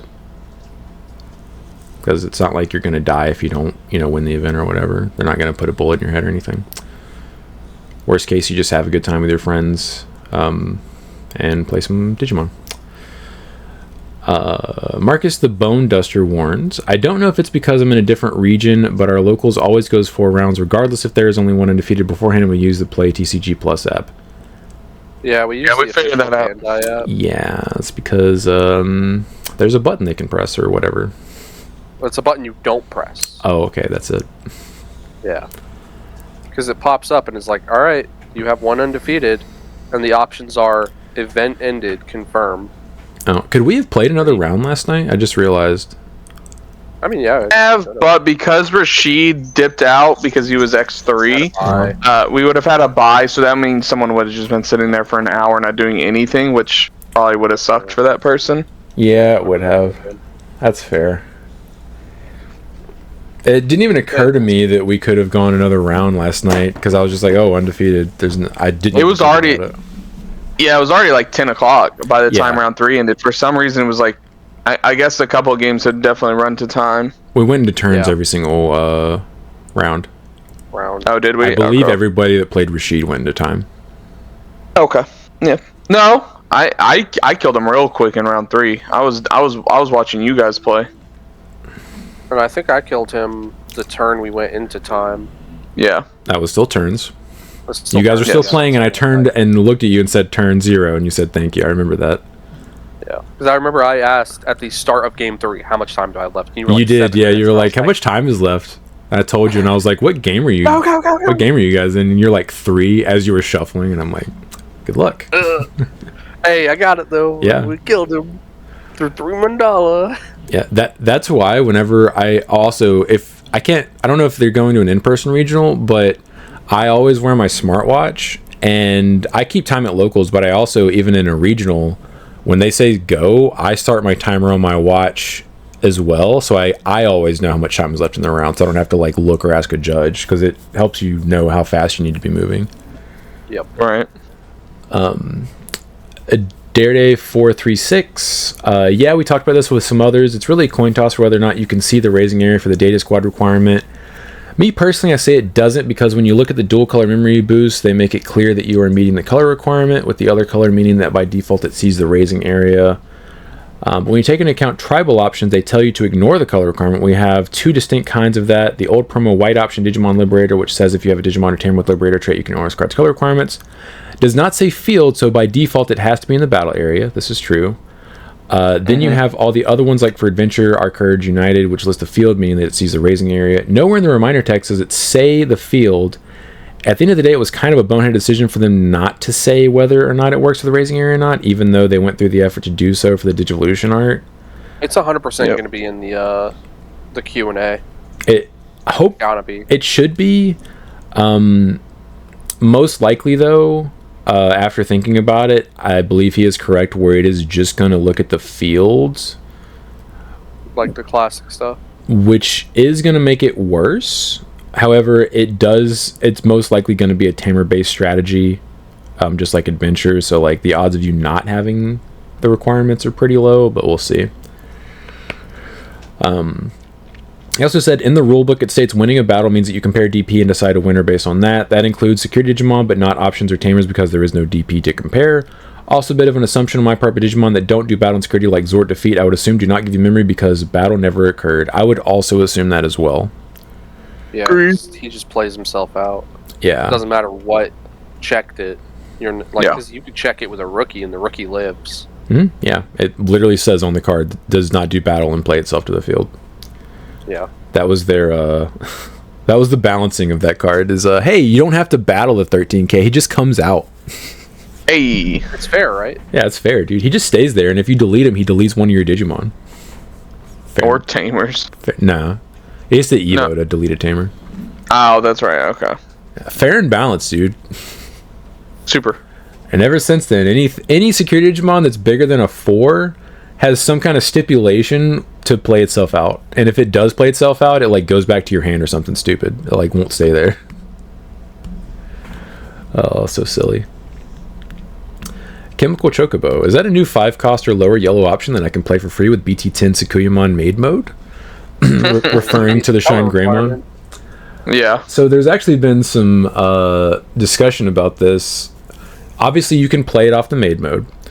The discussion is whether or not you can then Arts Digivolve before Maid Mode puts it in security. And we're probably gonna have to get clarification on that from Cardass, because memory boosts and delay options would delay themselves, and Sakuyamon would not put them in the security. They have to finish their effect and go down to the battle area. Their full effect makes them delay instead of going to the trash. The question is, is Arts Digivolve in that same window? Yeah, can you do it before Maid Mode would put it in security? Because Maid Mode says instead of putting it in the trash, put it in security, or like, I think the clarification language whenever Cardass was asked about this said the reason why memory boosts don't go in security is because they don't go to the trash. And so we're gonna have to see about that. That will be an interesting interaction. If that's the logic behind it, I feel like it would 100% de-arts Digivolve, because instead of going to trash, it would Digivolve instead. The question is Arts Digivolve a completely separate effect on the card? If it is, I think it would still go to security, because Maid Mode is one entire effect, and the Arts Digivolve would not get a chance to trigger if it is a triggered effect. Yeah, right. Because it wouldn't be able to trigger in the middle of a resolution like that of one effect.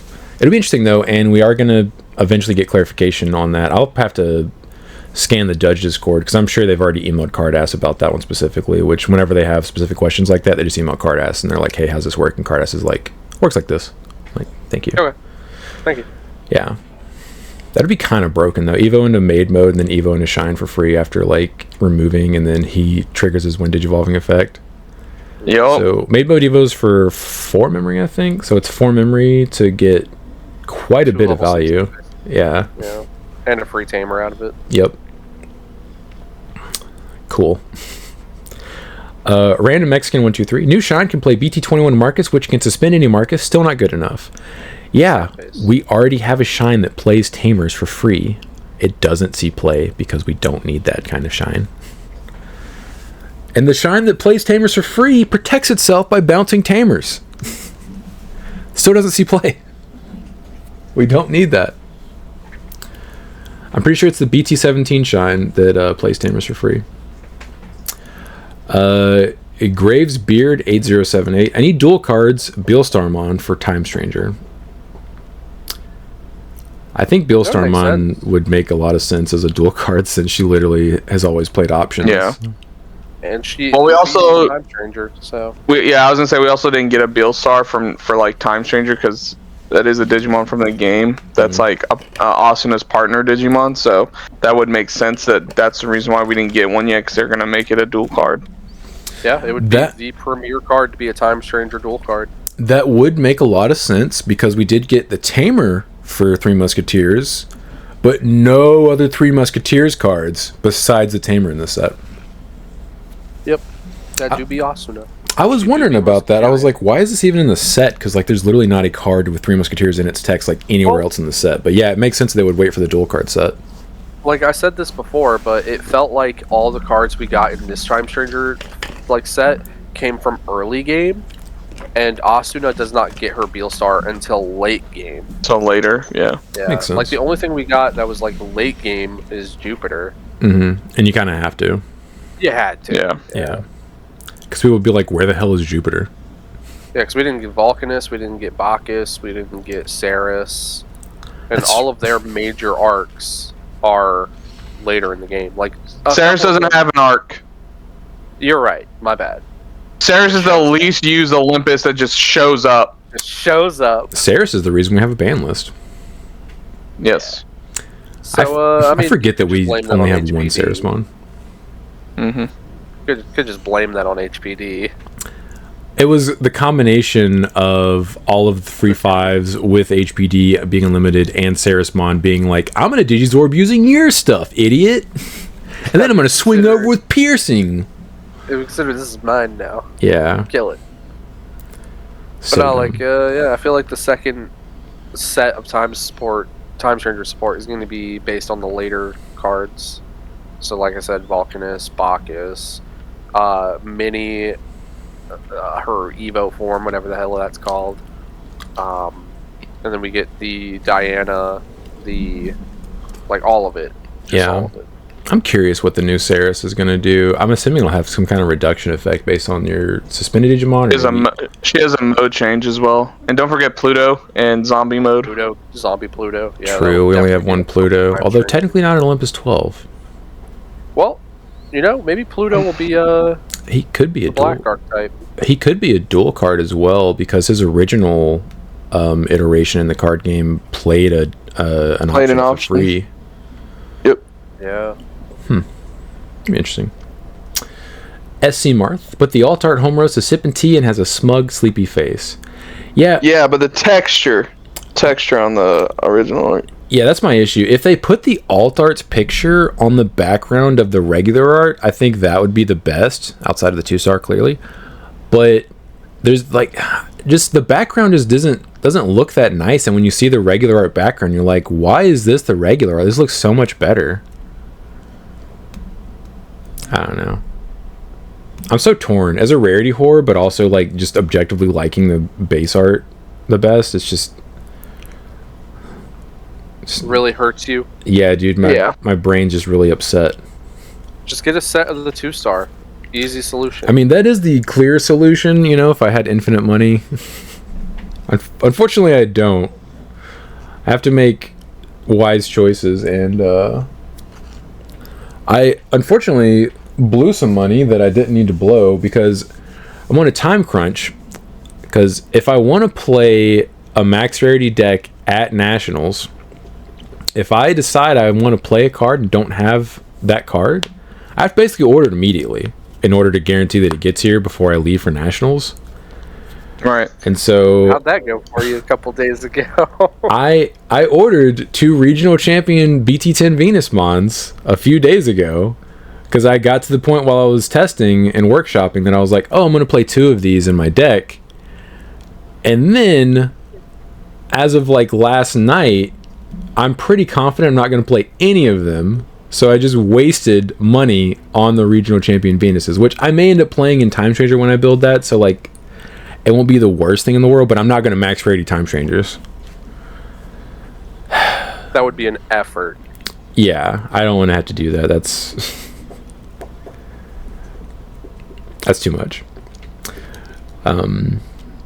Random Mexican 123 wouldn't be able to play the Tamer since it wouldn't have a play cost. They would forgo that in the future if they decided to make a dual card that is option Tamer. For the moment, though, for hybrids, it would be just the Digimon.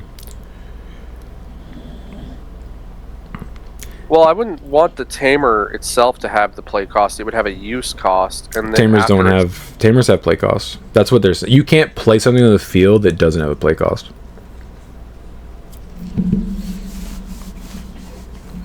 I'm saying you use it as an option. You use the use cost.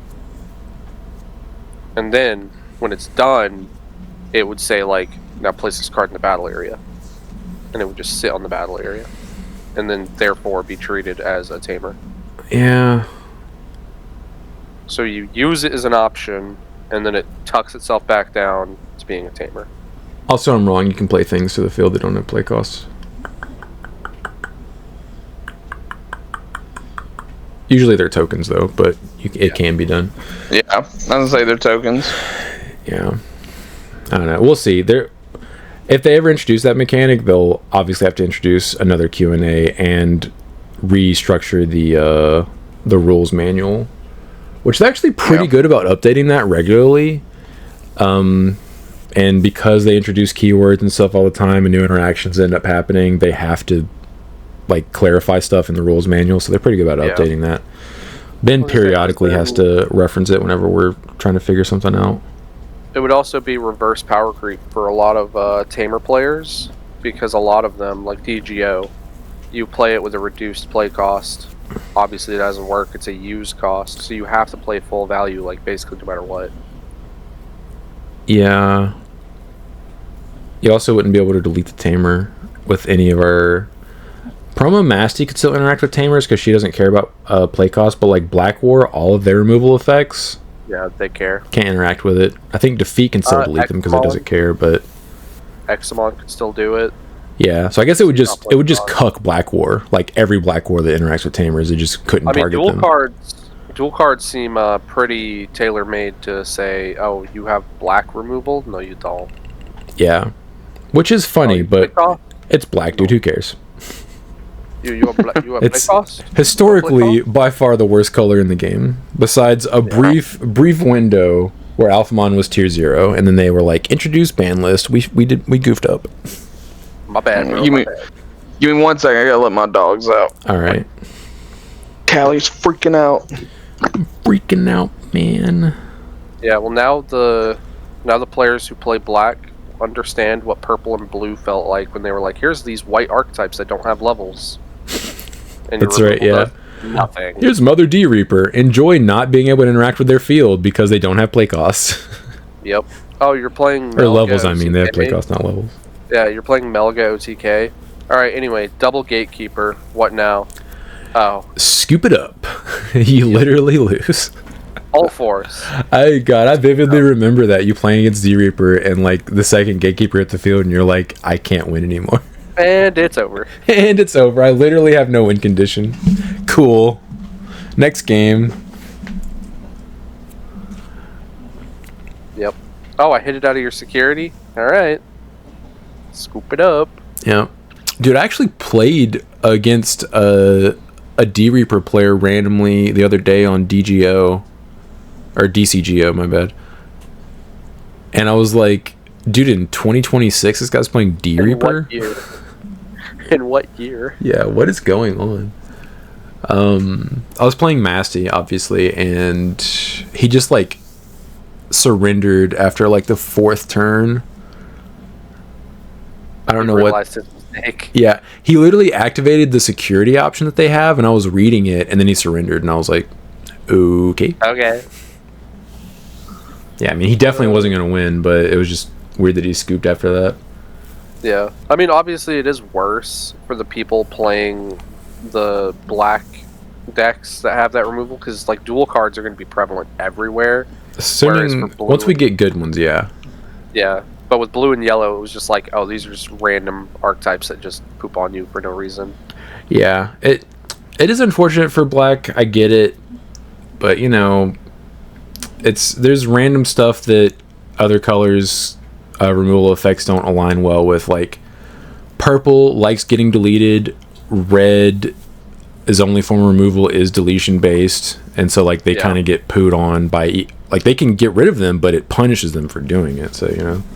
Yeah. Arena Shinamai Vow. Now this isn't true. Most pendulum decks sucked and never made top tables for most of its Yu-Gi-Oh's history, and the 2 out of 5 times it was viable was when it presented problems. Clee was the first successful pendulum deck, and it was pay 800 life points, Sun Helmet, Flip Up, Floodgate. Magispector and Metal Foes were well balanced for the era. Pepe was a dumb deck that was legitimately broken. I'll give you that one. Pin Magician 2, Post Electromite, Release 2. He just named 3. He just named 3 different instances where it was viable, and he said 2 out of 5. Yeah, that's 3 out of 5. In all decks, if they're tier 1 or broken in Yu-Gi-Oh, that's the only way they're tier 1 is because of the power creep of the game. They have to be broken. The issue... Also, we have to remember that Yu-Gi-Oh formats are deck becomes top tier, banhammered, new deck release, top tier, banhammered. That's how they get you. Yeah, that's how Co-Money runs their money machine. The issue is not the individual decks, it's the mechanic as a whole. Because Yu-Gi-Oh's resource system is literally the cards you have in your hand. And, I mean, it was at one point. Now it kind of doesn't really matter, it seems. But cards you have in your hand and Pendulums allows you to go unpunished playing into sweepers. Like, Torrential, cool. They all go to my extra deck. I can just put all of them on the field next turn. It's like I was just completely unpunished. And you just blew one of your Torrentials. Like... That was the issue I had with it, is just the mechanic itself, because it just broke how the game worked. Yeah. So I'm like, I can't punish them. Like, unless you bottomless them, then that banishes them so they don't go back to the extra deck. But, like, Yu-Gi-Oh sucks, dude. I hate modern Yu-Gi-Oh. Never go back. I hate it so much because Yu-Gi-Oh was the first card game that I started playing and, like, fell in love with, and it changed so much to where like it's not even the same game, and I'm like, I hate what you've become. I absolutely love, like, just randomly every now and then just watching people playing like classic like GOAT format Because it's so fun. It's like, oh my god, I did not expect him to get hit by that. Oh, that's crazy. Instead of just, here's my 5-minute turn OTK. Oh, I played through your interruptions. You didn't have the right interruptions. Sure, there's back and forth because of the hand traps and stuff like that, but it's like, just because your turn takes 7 minutes. Oh, they take longer than that, dog. Matches, like games take like 20 plus minutes, and it's like 3 turns total. It's that many turns. It's ridiculous. Yeah. I regularly, and one of my primary YouTube content types is watching Edison gameplay, which is a format from 2010. I thoroughly enjoy watching it, even though I don't play.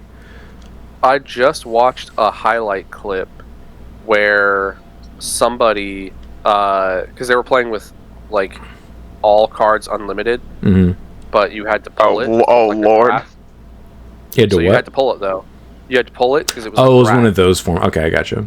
Yeah. So the dude activated Pot of Greed while he and his opponent both had 2 cards in deck. And he goes, bro, what are you doing? You just threw. He goes, oh, really? I threw? He activated Reflect Panel, or Ref Panel, and it forced his opponent to draw 2. Mystical Ref Panel. Yep. And I was just like, oh my god, you would never see something like that in modern day Yu-Gi-Oh! That is so funny. So dumb. There was a brief time where that card was like put in side decks for against a certain deck that played like a bunch of draw power. It wasn't that good, but if you hit him with it, it was funny. Like, when did you ever see that card ever seeing play? For a brief moment, and people were like, oh, you can do this to counter their draw spells, but like, okay. I mean, if it ever goes off, cool. You went hard +2 on somebody because they would activate like a card to discard a card to draw 2, and you'd be like, activate this, I draw 2, screw you. But no, it's mine now. Yeah. Bussy Destroyer. Good point, Chris. This card's composition is scrunched. It just seems like it. Yeah. Yeah. I think it is the art, though, mostly. I think we'll eventually... Agreed. Once we see other ones, we'll have a better idea. Right. So, the real tell is when they get the alt arts for these dual cards, and what the alt arts are going to look like. Yeah. Those are usually full... That'll be aces. Yeah. The ace alt arts. They'll probably slowly refine it and make it as clean as possible to where there's more room for the art. We'll see. I'm actually curious what a dual card alt art's going to look like. That'll probably be cool looking, like the boxes textured and stuff. They're going to make it like aces and make the entire like blast box just translucent. You can see through it with the art. Yeah. Justin So 8231, good luck at Nationals and Worlds. If you make it to Worlds, I'll watch it and cheer you on in chats. Thank you. That is my goal. And hopefully Ben qualifies too. We'll see. Yes. Terpex. Sean, could you please not shuffle your cards so close to the mic? Yeah, not everybody's here for ASMR. It's funny because they're not actually that close to the mic. The issue is it's just a good microphone. But yeah, I was actually trying to be conscious of that while we were going over locals, because I like to do stuff with my hands. Right. So I was trying to do it quietly. I also muted my mic at one point. I don't know if you guys noticed that, but I was like, just to keep the shuffling to a minimum. Yeah, all you hear is just a little. I'm not gonna actually do it, but just the hand shuffle. I do. If you put cards in front of me, I hand shuffle them. Like, it's nonstop while I'm playing Digimon. If I play any card game, no matter what it is, I will hand shuffle the whole time. Like, I can be playing Uno and I will hand shuffle. It's just a habit I picked up from playing Yu-Gi-Oh! And like, it's just baked in. Yeah, it's just like a what is it called? It's like a soothing. Oh, a stem. Yeah, it's a stem. Thank you. I couldn't think of the word. It's fun though, dude. Just learn how to do it, and it's real fun. And then you just won't be able to stop. It's like crack. Benjamin Wiseman 6567. Wargreymon isn't as far off as you guys are saying. As it stands currently, you can make a really good OTK deck with BT12 or BT14 Wargrey. The only thing holding it back is opponent aces. That's why it's bad. And there are ways around that, but not good enough yet. What the deck needs is a better BT8 Metal Greymon that digivolves for 3 over Greymon and has security attack +1 as an inheritable. That would give you the OTK without having to worry about aces unless your opponent hard played a level 5. So, you're right. All I need to do is see my level 3. I gotta see my level 4. I gotta see my level 5. I gotta see my level 6. I gotta see X antibody. I gotta see Omni X. And then I have to have the memory. Antibody line. Yep. And then I gotta have the memory to do all that. You're right. No, while I'm setting up, Hoodie has already killed me. You're right. Yes. And now, obviously, it's possible. I'm not saying it's impossible. It's obviously possible. Wargreymon OTK has seen some results. Very few. Not recently. Seen some. Yeah, not recently, but like, yes, is it a deck? Yeah, it's not gonna compete though. Yeah, the issue is, like Chris was saying, by the time you get all of that, you have to hope one, your opponent hasn't killed you yet, or two, they haven't built a board that there's literally no way for you to kill them through. And like, if your Wargreymon deck is not killing your opponent, it's not doing anything else good enough to compete. It's like, it's just, you're dead in the water.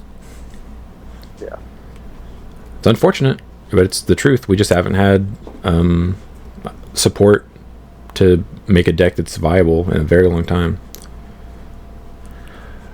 Oreo X1000, thank you for being a channel member. Now to theorize, a Greymon EX set will update upon completion. And they actually did, as of this morning, reply to this. Had a few ideas. Name I was toying with was Terror of Dragons, as a reference to Wargreymon. I like that. The set would touch Wargrey, Black War, Blue Flare, Gaiomon, and Shine Gray. I'm not too well versed in what deck or what each deck needs, but a few ideas I had were: give Wargreymon Progress, yes please. A Black War with cost reduction akin to Death X. On play, Evo, on attack, pop opponent's lowest cost Tamer. When Digimon/Tamer is deleted, unsuspend. Blue Flare, Metal Gray would stun Tamers and get the when it would leave clause. Not sure how to support Gaiomon. One idea was give him his option effect or possibly make him a dual card. Shine is tough as I'm not too experienced with it. Probably leaning to supporting both playstyles, Burst and Ruin, and giving a new Marcus that can on play suspend and your turn when suspending Evo for reduced cost. This is to protect BT12 Marcus. These are my thoughts, and I'm curious what you guys do for a set like this. You'd have to have a Wargreymon, or at least like a Wargrey X. That because I guess the cool thing to do to make cards really good is just give it Omni protection. So we'd have to find a way to give it some kind of Omni protection. Like when a security card is removed from, it becomes immune to like all Digimon effects. I mean, Progress functionally gives it Omni protection while you're attacking. Right. I think what Wargrey would need, I think Progress would be step 1. I think step 2 would be giving the line more removal effects. Because it's like, why Gallant X is a better version of it right now is because Gallant X's line has like removal effects in it. Yeah, and it's also got protection. Yes. Yeah, so it's something similar to that. Yeah. I like the Blue Flare idea. I think it's stunning Tamers as well would help. And also giving it the when it would leave clause instead of just evade. Evade would be good as well, but I can't think of the source. What is it called? Source tripping? No. Comparing sources, like you have to have more sources. No, not Iceclad. The when it would leave clause is a power creeped version of the on deletion. Save? Yeah, material save. That's what it is. Thank you. I couldn't think of that. I want a medieval Black War Greymon. We know. We know. That's what I want. They stole it from me, dude. Gave us a stupid, terrible ace. I like the dual card Gaiomon. I think that'd be a good idea. If they gave it it's the 6-cost black option effect on the Gaiomon, that would be busted. Really good, yeah. It's a board clear besides one Digimon, and then the Gaiomon on Evo could clear that Digimon potentially. Yep. Girl, what you doing? That's not food. What you doing? Could be. Could be if she tried hard enough. It's literally paper. What are you doing? Goober? It's not food. Yeah, I actually like most of his ideas. No, I agree. Now do it, Bandai. Do it. Do it. Kyle Newey 9278. Playing against puppets and Dia will be so fun with new Medusumon. Yes, it will. Agreed. Like, how many tokens do you have, dude? Sick. Those are dead. Yeah, those are Those are mine. Are you gonna get rid of me? No, I'm gonna get rid of you. He also said, unfortunately, I don't have access to a computer. Wish I could. So we suggested DCGO. Yeah. Dang, that sucks. Sag. Warrior NK. Street tacos sounds better than styrofoam. I don't know. I like styrofoam. It's funnier because Sean's immediate when he read the name was styrofoam. That's what it made me think of. Yeah. Yeah. It's funny because I still like when I'm discussing Medusa with Ben, I will say styrofoam every single time, and he always, like, when he says it, he says the correct name, and I have to think for a second of what he's talking about. I'm like, what is that? Oh yeah, styrofoam. The Quirdiup 038. Owen actually plays medieval in his Medusumon deck. You can suspend the tokens you give them on your turn. It's supposed to represent Shoto and Owen's friendship. When they commented this, it was the first realization I made that the tokens could actually suspend.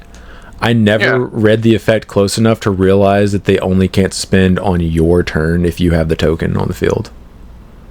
So you can BT24 Medusa on somebody, put 2 tokens on their field, and then play medieval for 7 by suspending both tokens, and then pop one of them to trash one of their security. Yeah. It's pretty interesting. It's probably and then you can end of turn Owen go into styrofoam on, kill him. Yes. Because the whole, like, I was thinking that the whole time. I was like, damn, dude, medieval doesn't work with this because you can't suspend the damn tokens. Like, that's so stupid. And then when I read that comment, I was like, oh my god, I just didn't read the token close enough. I always skipped over the your turn. I just read the can't suspend. Reading's hard, dude. Reading is very hard. It is. Justin So 8231. Good luck on all your goals for 2026. Brandon, have you played against Chris this year yet? No, we haven't yet. We have yet to play. No, this year I think we have. I'm pretty sure I slapped him in the face with Dorpic. Oh, that's right. And then the week before that, I beat him too. So that's right. He 2-0'd you with 2 rogue decks while you were playing Hoodiemon. Oh, one of them. I was playing Hoodie. It wasn't both. What were you playing in the other one? Omni, I'm pretty sure, right? So it was Omni the first week, and you were like, I'm going to take this seriously, I'm going to play Hoodie, and then you got thrashed again with something else. By Dorpic. Yeah. That's good times. I just hard slammed it. It's like, okay. Good time. Yeah, that's what he does, dude.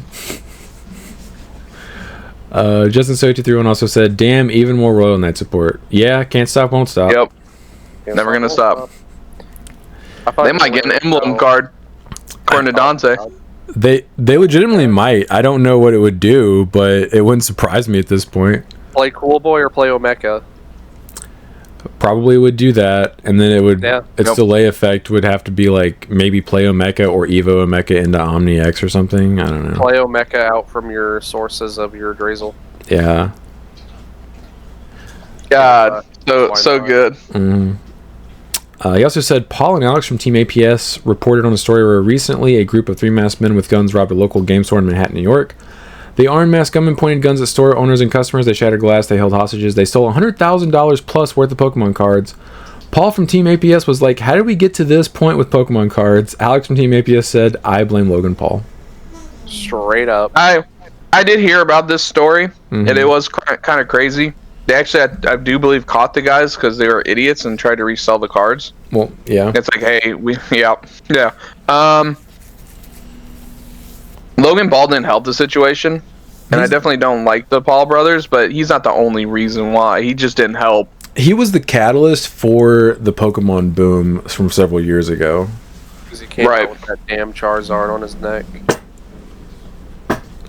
But yeah. I'm thankful that I'm not involved in that game, because that seems awful, dude. Because I occasionally just see people like just trying to get product, and like it's impossible because the scalpers are also trying to get product. I've seen too many videos of people like actually fighting each other at those like vending machines, because I guess they've tried to implement this thing where like if you like make an order on it and you're trying to order too much, it'll be like, hey, we're out of stock. But it's lying to you, and it's like they actually do have the stock. They're just trying to prevent you from buying it. But I guess there's like a way to brick the machine, and you can just buy as much as you want out of it. And it's like one of those points where it's like, hey, you know, it's like what. Someone's got to address it somehow. Yeah. This is getting ridiculous. Yeah. Pokemon Solutions. Why Pokemon doesn't just print more. That has been their solution so far. Anytime it starts becoming an issue, they just overprint the hell out of sets, and it crashes the secondary market and bones scalpers real hard. Yep. I think if it happens enough, eventually the scalpers will have to hop to something else. Yeah, because like this, they tried doing it to the Switch 2, but they had more than enough to sit on store shelves. So people were trying to resell the Switch 2 for like 200 markup, while it's still sitting on a store shelves in like a Costco or a Walmart. Yep. For retail. Like, damn, this worked with PS5s for years. Why can't I do it with this? Yeah, and also we have experience with scalpers in Digimon. It didn't last for very long, thankfully, but the first few sets of the game were really hard to find, or just really expensive. Yeah. It also didn't help that our distribution at that time was pretty poor. It made it very easy for scalpers to capitalize, yeah. He also said, I don't really understand why King Drazel's little girl in Time Stranger, but King Drazel in Digimon Data Squad was scary AF. He ordered all the Royal Knights to destroy the human world. He said, if the digital world and human world can't coexist together, then only the digital world shall exist. Well, I think in the game they were like, hey, this isn't our actual true forms. We're just trying to like make ourselves look like what would be appealing to human eyes. I just assumed it's different continuities. But there was this one comment from Adaptive Reasoning. I just kind of shouted out. Yeah. Have you ever been around little girls? They can be scary AF when sufficiently motivated. And you know what? I gotta agree with that. Yeah, that is fair. We all watched Drake and Josh growing up. We did not. You're a baby. Megan was a menace. Sorry, forgot Sean, old man. Yep, old. Man Sean. Global Digital Empire, thank you for being a channel member. Dual cards are mostly what I expected, but I would have liked a security effect. I think defensive security effects are dead in competitive. Nope. Yeah. Agreed. I mean, I feel like it's gonna happen. Like how Aces, they started out without on plays, and we eventually got on plays. I feel like it's gonna be the same thing with dual cards. Well, we're gonna start without security effects, and then they're gonna start getting security effects. Yeah, this is just the first printing of it. They'll start slowly getting better. Yeah, this is our Wargreymon. Yeah. Of course, there's always got to be a Greymon card that's got to take the first hit. Yeah, it's like... And they'll print a Garurumon card that's actually playable. Yeah, it'll be ever so slightly better and borderline playable, and then later down the line we'll get cards that you'd actually want to put in a deck. Give me a Metal Garurumon that Ice Walls the opponent. That will most likely happen at some point, I'm sure. And then I can end of turn swing and X evolve into the other one and give you double Ice Wall, so you're triple Ice Walled. That sounds so fun. Imagine. I don't want to. Awesome. That sounds awful. It would be so cool.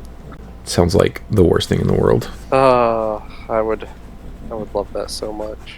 Awesome. All right. All right. I'll see you boys later. See you. Deuces.